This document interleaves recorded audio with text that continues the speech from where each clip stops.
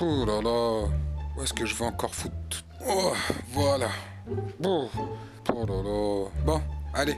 Oh, où je vais encore foutre toutes ces VHS. Bon, je crois que je vais faire une petite pause. Tiens, je vais leur faire une petite vidéo, tiens, ça va m'occuper.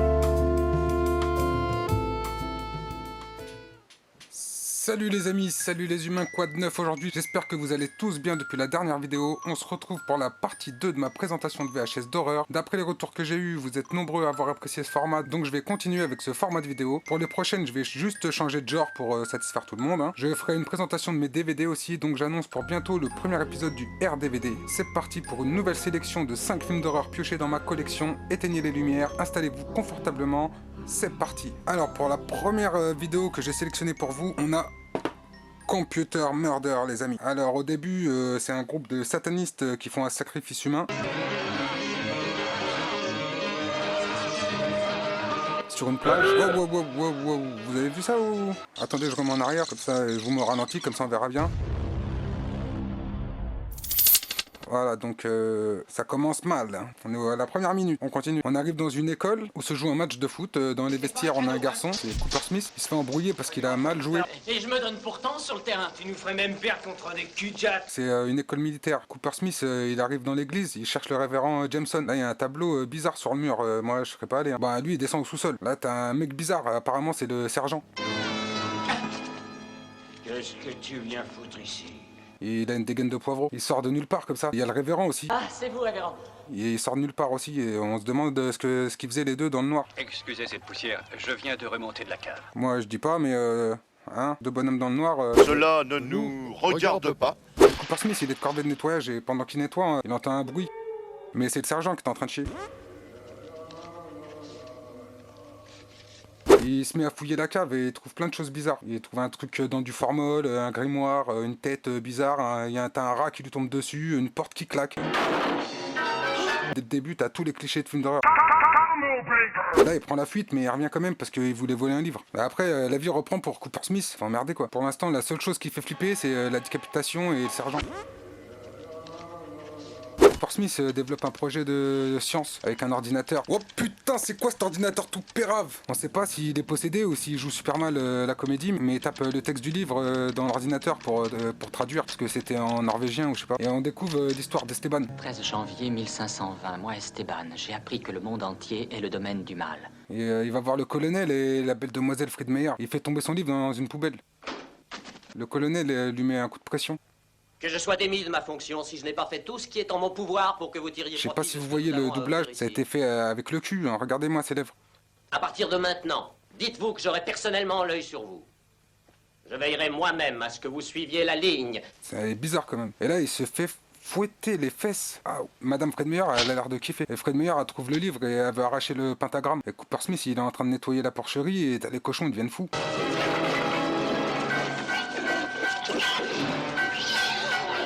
Et Cooper Smith s'aperçoit qu'il a perdu le livre et il s'installe à la cave avec un ordinateur. Il commence à faire des incantations sur le PC qui lui donne la recette pour faire une messe noire. Et heureusement, il a tous les ingrédients dans la cave. Il reconnaît tous les ingrédients au premier coup d'œil. Hein. Et il lui manque un hostie par contre. Donc il va dans l'église, il choisit un hostie. On retrouve Cooper Smith dans la cuisine. Oh putain, c'est quoi ce cuisinier? Et bon, il lui gratte un chiot quand même au cuisinier. Est-ce que je peux le prendre? Qu'est-ce que tu vas en faire? Et il finit la messe noire et il se fait repérer par le sergent. Mais c'est toi, qu'est-ce que tu fais là-dedans? Et le sergent, il veut violer Cooper Smith et il veut même tuer son chien. Je vais te montrer comment je transforme un garçon normal en petite fille. Tu veux que je te montre? Et quand il croit au secours, ben, t'as Satan qui tue le sergent.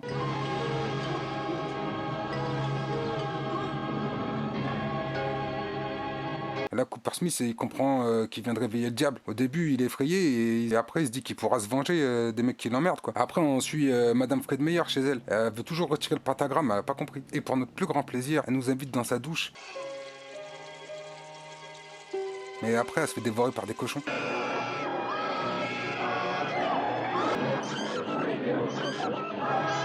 Donc après, je vous laisse découvrir la suite, hein, les amis. Donc le film comporte 3 titres. On a Murder Computer, Evil Speak ou Messe Noire. C'est un film réalisé par Eric Weston en 1981 avec Clint Howard. Clint Howard, c'est le frère de Ron Howard, réalisateur de Grinch, Da Vinci Code, Solo, Star Wars Story. Et Clint Howard, il a joué dans Splash, il a joué dans Tango et Cash, Apollo 13, Austin Power 1, 2, 3, Les Retrouvailles de la famille Adams, La Nuit au musée 2. Puis si vous voulez, je vous mets le lien du film complet sur YouTube, juste en bas. Vous n'avez plus qu'à cliquer, les amis. Bon, en gros, le film est pas mal, ça se regarde, hein, même si c'est un bon petit nanar des années 80. En fait, c'est une version masculine de Carrie au bal du diable. Donc voilà, pour ceux qui seraient intéressés, c'est parti. Prochain film que j'ai sélectionné pour vous, La part des ténèbres. Le film commence dans la chambre d'un petit garçon, c'est Sad Beaumont, dans une petite ville, c'est Castle Rock dans le Maine, en Amérique. Ok, USA. Sad, il est en train d'écrire parce qu'il veut devenir écrivain. Il est pris de violents maux de tête et il entend des oiseaux. Un jour, en allant à l'école, il a une violente crise. Il est conduit à l'hôpital et on découvre qu'il souffre d'une tumeur au cerveau. Pendant l'opération, les chirurgiens découvrent un œil dans son cerveau et des dents. Irrigation irrégulière. Larry, où vous croyez-vous? En fait, c'est un jumeau qui a été aspiré par le fœtus pendant la grossesse de sa mère. Il s'est retrouvé dans sa tête et ça a développé une tumeur. Pendant l'opération, il y a une invasion d'oiseaux à l'hôpital. Plein d'oiseaux partout, il pète un câble. Et 23 ans plus tard, Sad, il a grandi. Il est marié et il a 2 enfants. Je vous en supplie, ayez pitié, achevez-moi. Il est devenu écrivain à succès. Lors d'une conférence, il se fait interpeller par une personne qui connaît son secret. Sad, il écrit sous le pseudonyme de George Stark. Moi, je connais toute la vérité. Le mec, il menace de tout révéler si Sad le paye pas. Qu'est-ce qu'il va écrire maintenant? Eh ben, il va m'écrire un beau chèque, s'il veut que moi je ferme ma grande gueule sur ce que je sais. Donc Sad décide de révéler son secret au public et de tuer son pseudonyme George. Bye bye. Et il organise même un faux enterrement. La main, serrez-vous la main. Ah, Oui, serrez-vous la main au-dessus de la pierre, allez. Mais oui, je vous assure, c'est marrant. Et c'est là que les ennuis commencent, car George, il n'est pas décidé à mourir. Le photographe qui a eu l'idée du faux enterrement se fait buter en premier, et on apprend qu'il avait une jambe de bois. Ah ouais. Le lendemain, on découvre un trou au cimetière dans le caveau familial de Sad. Sad reçoit la visite de la police. Alan? Est-ce que votre mari est là, Madame Beaumont? Parce qu'on a retrouvé ses empreintes dans la voiture du photographe. Donc Sad, il comprend rien, parce qu'il n'y était pas. Et il entend à nouveau des oiseaux en plus. Il croit que c'est moi. Et il a des crises. On se rend compte que c'était son jumeau, et que son jumeau, il a grandi comme Sad, et qu'il est revenu. Dis-lui qui tu es, ce qui se passe ici. La scène du palier est superbe, on se croirait dans une autre dimension, un peu à la Freddy, dans le noir avec des lumières de secours. Et on est plongé dans l'angoisse quand une porte s'ouvre sur un appartement plein de lumière. Et là, il y a un vieux qui en a marre du bruit. Qu'est-ce qui se passe? Un meurtre. Tu veux être le prochain? La réplique de George qui est assez drôle, elle nous replonge direct aussi dans l'angoisse, donc c'est parfait. C'est une belle scène. À un moment, on se demande si George et Sad ne font pas qu'un. C'est tourné de telle sorte qu'on se pose la question. J'ai décidé de changer d'éditeur. Désolé, Rick.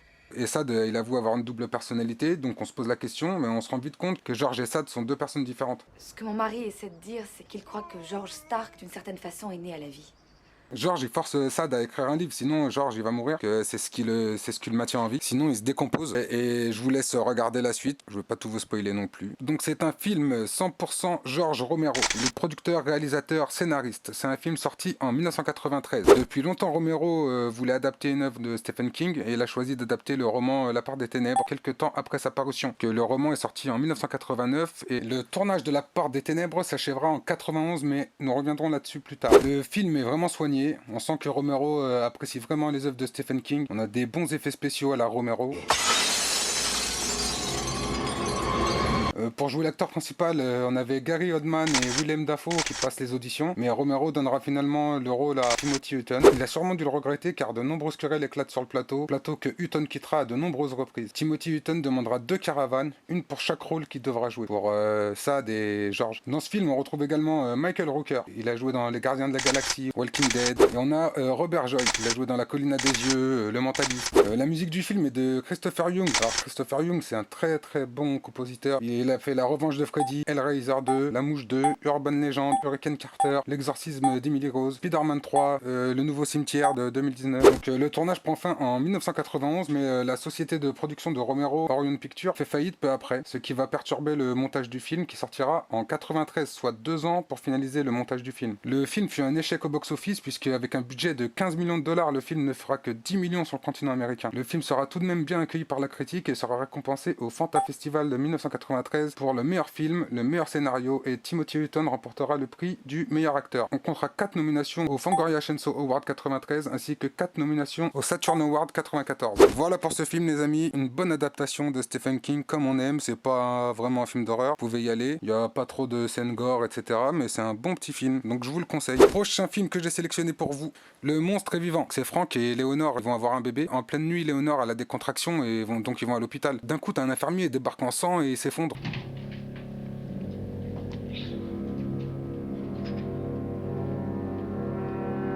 Dans la salle d'accouchement, tout le monde est mort. Le bébé il s'enfuit et on apprend que c'est le bébé en fait qui a buté tout le monde. Il va y avoir une série de meurtres, une vraie chasse à l'homme est organisée dans la ville pour retrouver le bébé tueur. Le papa il va lui aussi rejoindre la chasse. Savez-vous vous servir d'un fusil? La mère elle a continué d'aimer son petit, elle continue d'aimer le bébé, elle ira jusqu'à cacher dans la cave.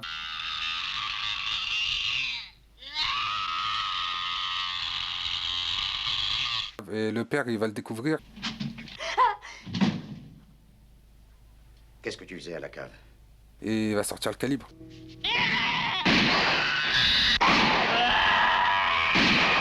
Et il lui tire dessus, mais le bébé va tuer Charlie. Charlie, attention! Charlie! Et la mère, elle veut rien savoir. Alors le père, il lui met des petites claques et tout. Va au foyer! Vas-y avec mon fils!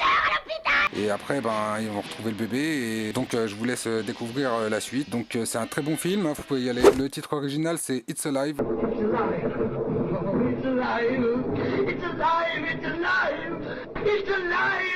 C'est un film de Larry Cohen sorti en 1974. Larry Cohen, c'est celui qui a fait The Stuff, Les Enfants de Salem, l'épisode 11 de la première saison des Maîtres de l'horreur. Il a écrit le scénario de 3 épisodes de Columbo, Quand le vin est tiré, Candidat au crime et Exercice fatal. Oh, ma femme ne voudra jamais le croire. Il a produit la trilogie des Maniac Cop. Dans le film, nous retrouvons James Dixon. Dixon et Cohen ils sont connus à l'armée et du coup, ils jouent dans pratiquement tous les films de Larry Cohen. La musique, elle est de Bernard Herrmann. C'est un très bon compositeur. C'est le compositeur, entre guillemets, attitré d'Alfred Hitchcock. Il a composé la musique de Citizen Kane, Taxi Driver, quelques épisodes de La 4ème dimension. Par contre, dans le film, on voit pas beaucoup le bébé. Ce qui est bien avec Larry Cohen, c'est qu'il arrive à nous faire peur sans nous faire montrer le personnage, le monstre. Alors, pour comprendre ce film, il faut se remettre dans le contexte de l'Amérique des années 70. Entre la drogue, la musique, le sexe, le fossé entre les parents et les enfants se creuse de plus en plus. Les parents, ils ont l'impression d'avoir engendré des monstres. C'est vraiment ce que ressentaient les gens en Amérique dans ces années-là. Eh oui, de nos jours, les enfants n'attirent que des ennuis. Pour moi, les gens qui n'en ont pas ont une drôle de chance. Larry Cohen s'est servi de ça pour son scénario. Si vous ajoutez à ça le développement de la chimie partout dans le monde et dans le pays, surtout en Amérique, il y avait une vraie inquiétude des produits chimiques. Mais il y a déjà du plomb dans tout ce qu'on avale aujourd'hui. Nous nous empoisonnons lentement mais sûrement, vous le savez. Donc on apprend que c'est les produits chimiques donnés aux mamans pendant leur grossesse, ou même avant je crois, qui ont rendu leur bébé comme ça quoi. On apprendra qu'il y aura un deuxième cas. Un autre est né ce matin à Dallas. Le film sort donc sur les peurs de la société des années 70, ce qui en fait vraiment un bon film. C'est un film profond, c'est pas seulement un film d'horreur, pur et simple quoi. C'est vraiment un film avec une histoire. Le film a connu quelques péripéties puisque pendant le tournage, les dirigeants de la Warner sont remplacés et les nouveaux n'apprécient pas le film. Donc une campagne publicitaire quasiment inexistante sortira pour ce film et le film sera vite retiré des salles. Le film aurait pu tomber dans l'oubli, mais grâce à nous, Européens et surtout aux Asiatiques, le film connaîtra un second souffle puisque Larry Cohen apprend que le film cartonne outre-Atlantique et profite d'un nouveau remplacement des dirigeants de la Warner pour trouver une personne pour relancer son film. Et là, bingo, puisque le film sera numéro 1 au box-office et sera le plus gros succès de Larry Cohen. Le film donnera lieu à 2 suites et un remake. Alors, est-ce que Larry Cohen a pris la grosse tête ou pas? Mais en tout cas, il a affirmé que E.T. et la mutante reprenaient des scènes de son film. Cependant, voilà, le film recevra le prix spécial du jury au Festival international du film fantastique d'Avoriaz en 1975. Donc c'est vraiment un bon petit film de Larry Cohen. Je vous le conseille fortement aussi. Prochain film sélectionné pour vous les amis. Vous savez que j'aime particulièrement les films de merde. Donc celui-là c'est un bon gros film de merde que je vous présente. Ratman.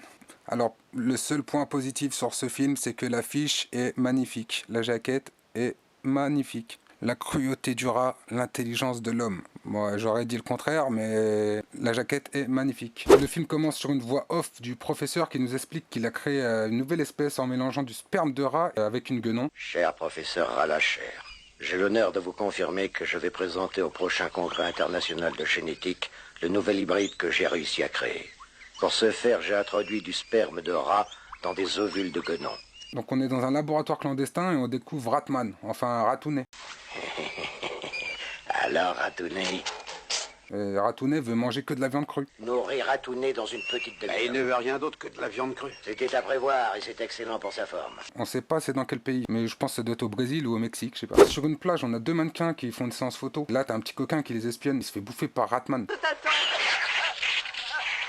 Et vous verrez que Ratman est toujours dans les parages. Et le GPS, je précise, n'existait pas. Les dialogues sont à chier. La VF est à chier. Les acteurs sont à chier. Donc c'est ce qu'on appelle un film de merde. Et là, il découvre un mort sur la plage. Regardez-moi ce jeu d'acteur.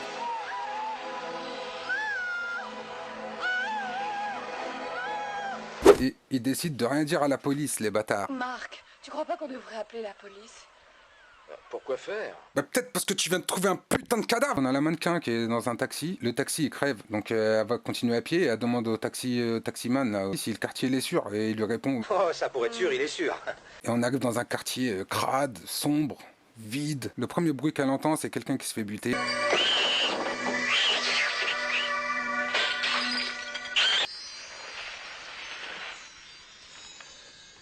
Tout de suite après, elle se fait poursuivre par un homme. Super tranquille. Oh, ça pour être sûr, il est sûr. Et là, l'homme, il a poursuivi avec son couteau qui gratte sur les murs pendant je sais pas combien de temps pour qu'à la fin, la femme se fasse bouffer par Ratman.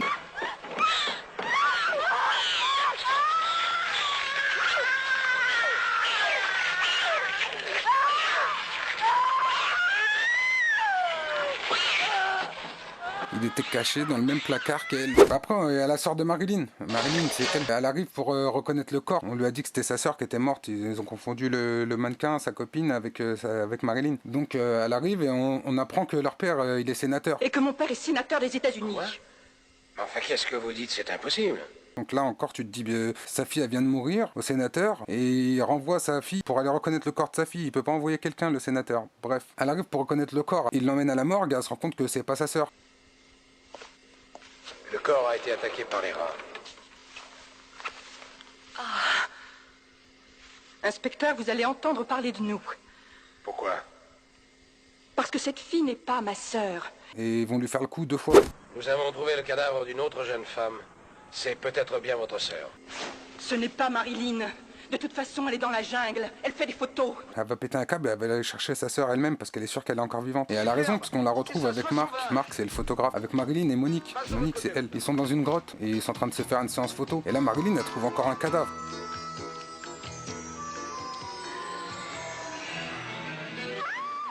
Et ils veulent toujours rien dire à la police, les bâtards. Donc ils s'en vont et ils cherchent le village le plus proche. Et là, c'est encore un bâtiment en ruine. Il n'y a que des bâtiments en ruine dans ce film. Et comme par hasard, Ratman, il est là et il tue Monique.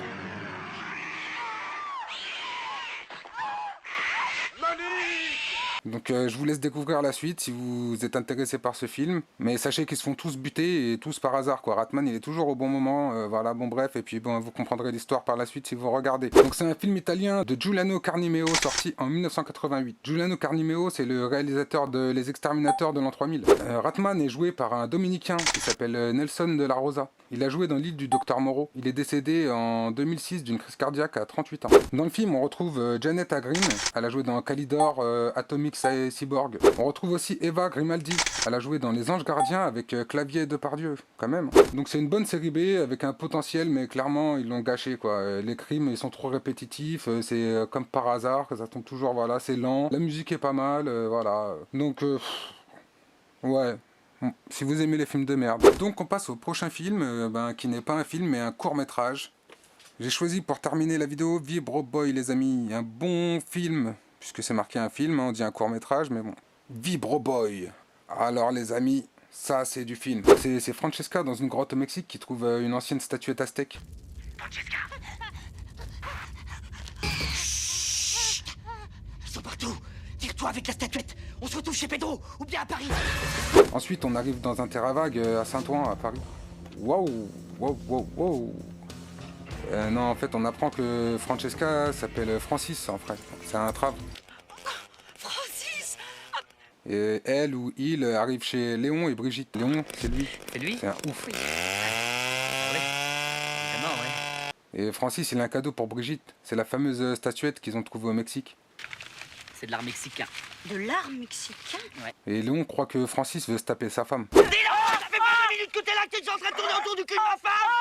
Je commence à avoir le cul! J'entends rien, parle plus fort! Et en réalité, je pense que Francis veut se taper Léon.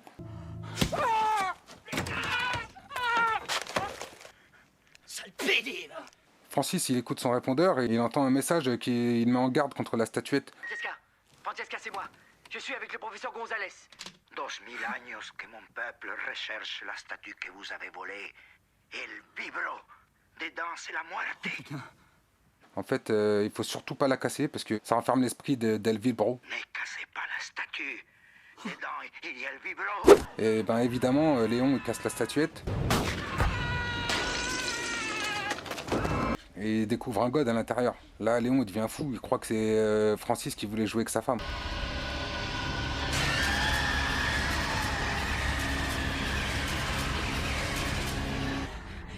Je sais pas ce que c'est. Je sais pas à quoi ça sert. Je te jure. Et là, t'as Vibroboy qui se réveille. Et je vous laisse découvrir la suite parce que c'est pas mal. Donc Vibroboy, c'est un court-métrage réalisé par Yann Kounen en 1994. Yann Kounen, il a fait Doberman, 99 francs et beaucoup de publicités qui sont connues. Voici un nouveau boursin pour les enfants. Boursin pour petits gourmands. Un nouveau goût nature, très gourmand. Alors Vibroboy, moi je l'avais vu, c'était dans les bonus de Doberman à l'époque. Il y avait aussi Gisèle Kérosène et Captain X. Je vous en reparlerai dans une autre vidéo. On a Michel Vuillermoz, il a joué dans Bernie, le créateur. Il a joué dans Le coup de la vie, dans Le dernier J'accuse de Polanski. Il a joué dans Knock, dans Nous trois ou rien, un film de Caron, je sais pas si vous connaissez, j'aime bien cet humoriste. Dedans on a Dominique Bettenfeld. Il a joué dans Délicatessen, on en reparlera de ce film. La cité des enfants perdus, c'était l'abbé dans Doberman. Alors l'abbé, on sera découvert. Et ça, mes crayons, c'est une auréole. Il a joué dans Les Rivières Pourpres, Le fabuleux destin d'Amélie Poulain, Hannibal Lecter, Les origines du mal. Il a joué dans La Môme. Le film a reçu le prix de la recherche au Festival international du court-métrage de Clermont-Ferrand en 1994. Les décors sont exceptionnels, le film est totalement barré. Il dure 25 minutes, je crois. Si vous pouvez regarder ça, c'est vraiment pas mal. Je vous mettrai le lien juste en bas. Voilà les humains, cette vidéo est finie. Je vous remercie de l'avoir regardé jusqu'au bout. On se retrouve pour un 4e épisode du RDVHS avec un autre style de film ou le premier numéro du RDVD. Je sais pas. Vous pouvez me dire en commentaire quel style de film vous aimeriez voir. Hein. Abonnez-vous, likez, commentez, partagez cette vidéo. On partage tout ensemble. L'espace, le fil dentaire, même les capotes. J'espère vous avoir donné envie de regarder ces vidéos. Vive le 20e siècle et à bientôt les amis.